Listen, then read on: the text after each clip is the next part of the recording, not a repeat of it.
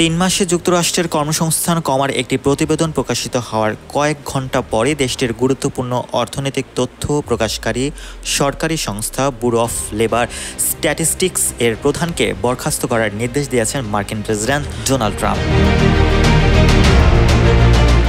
ওই প্রতিবেদন প্রকাশের পর ট্রাম্পের শুল্ক নীতি নিয়ে নতুন করে উদ্বেগ তৈরি হয়। স্থানীয় সময় নিজের সামাজিক যোগাযোগ মাধ্যম ট্রুথ সোশ্যালের এক পোস্টে ট্রাম্প BLS-এর কমিশনার এরিকা ম্যাকইন্টারফারের বিরুদ্ধে রাজনৈতিক কারণে চাকরির সংখ্যা নিয়ে কারসাজি করার অভিযোগ তোলেন। তবে এ বিষয়ে তিনি কোনো প্রমাণ দিতে পারেননি।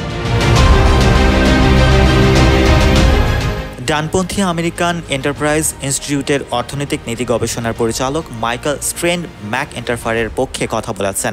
তিনি বলেন, ম্যাকইন্টারফার অত্যন্ত সততার সঙ্গে দায়িত্ব পালন করেছেন। সরকারি পরিসংখ্যানের বিশ্বাসযোগ্যতা নিয়ে সন্দেহ তৈরি করে যুক্তরাষ্ট্রের ক্ষতি করছেন Trump.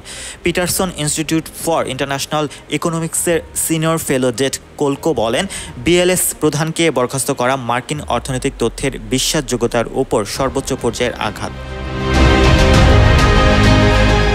Rasel, news 21 international desk.